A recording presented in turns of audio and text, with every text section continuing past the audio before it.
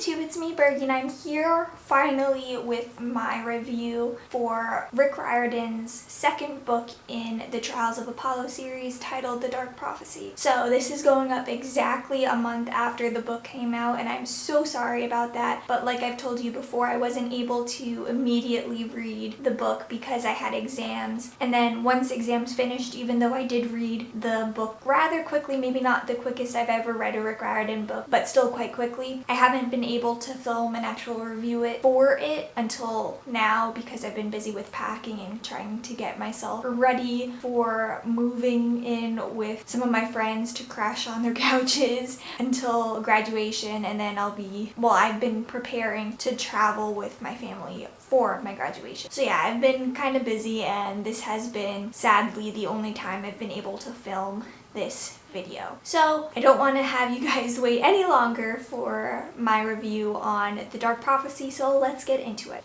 So for those of you who have no idea about this series but are intrigued about what it is, The Dark Prophecy is the second book in a third series that Rick Riordan has created that has to do with ancient Greek and Roman mythology. He also has two other mythology-based series, but they're not quite important for the Trials of Apollo series. So I do recommend you read Percy Jackson and the Olympians and the Heroes of Olympus before you read the Trials of Apollo series. You don't necessarily have to because we're not following the same characters, but if you read those two series first, you have better perspective and context for what's going on within this series. So I'm not going to go into the specifics of The Dark Prophecy. I'm going to talk to you about the series in general because this is the second book in the series and I don't want to spoil it for you. Which, by the way, let me know if you want to see a spoiler review. I'm not really sure at this point if I have enough things I want to kind of talk to you guys about or fangirl about concerning the series, but if you guys want me to make a video on a spoiler review on The Dark Prophecy, please let me know because I will definitely do it, because I mean, I love Rick Riordan books and I would love to make all the reviews for his books. But like I said, I don't really know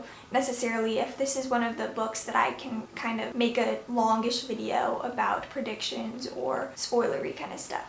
But that's a digression. Let's get back to this. So, the Trials of Apollo series follows Apollo in his newfound exile into mortal living. In the previous series that have to do with ancient Greek and Roman mythology, Apollo has kind of dropped the ball a bit, at least in Zeus's eyes. So Zeus punishes him and makes him immortal, kicks him out of Mount Olympus, and he has to live as a mortal. And his mortal name is Lester Papadopoulos. I don't know if I'm pronouncing that 100% correctly, probably not giving it the right accents or whatever, but that's his name. So for all intents and purposes, he is a human, a mortal. So within this series, we basically follow his quest to gain Zeus's favor and therefore regain his godly status. And during this time, we see him encounter both old and new characters and monsters, and we also see his growth and change from being purely a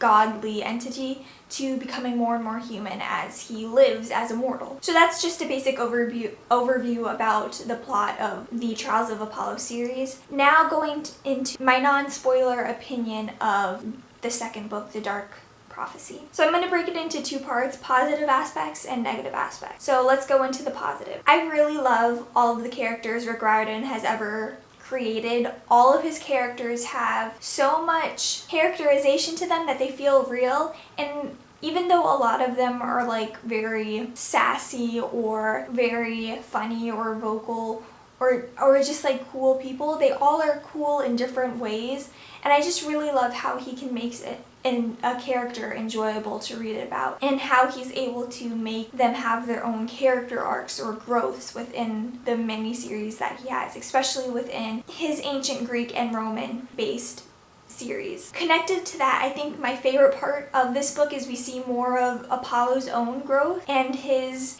turn towards humility. He is now better understanding of mortal life and what makes someone human. And I really find that interesting because that's not something we've seen before in a Rick Riordan book. Yes, there have been gods, but they were gods. They had a kind of air about them where they felt superior, or they didn't need to justify their actions because they were a god. So what they did just went. But seeing how Apollo, who was once a god, but now as Lester has to survive and act in the real world, or in that world, it's just so intriguing and I really love it. I think that's my favorite aspect of this series, seeing a god get knocked down a few pegs and have to live as a human. And my final favorite part is how this series continues to tie up loose ends that have been kind of left in the Percy Jackson and the Olympians, as well as the Heroes of Olympus series. And I don't know, it's just so interesting. And with that, I just love all the references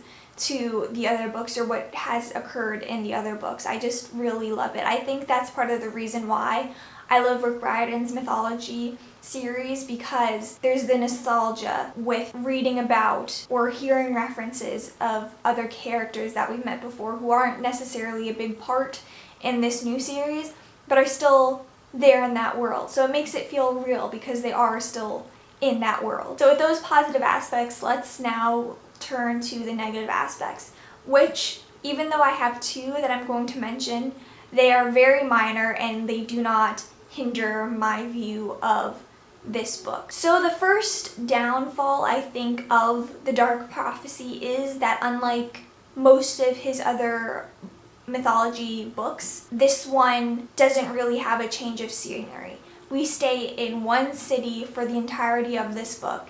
And even though that was interesting to see, I much prefer having the characters go through a road trip kind of adventure. Not really a road trip, but like they have to go cross country or they go to different cities, and I don't know, because of that there wasn't, I felt, as much action. And that actually ties me into the next point, because I felt like there was not a lot of action. I felt like there was no real sense of danger for Apollo and the other characters within this novel. Towards the end it got a little bit better because there was the big battle or whatever, but even at that point still the bad guy wasn't as scary as some of the other monsters or bad guys that we've seen before. So that was a bit of a shame, but it by no means cancels out or diminishes the storyline. I personally think this is one of those books that are kind of just tiding over to another big action thing, because it is the second in the series and I'm pretty sure this is a 5-book series. This is kind of just the filler book that doesn't really have a ton going on, but kind of provides more information that will be necessary and crucial for the later books within the series.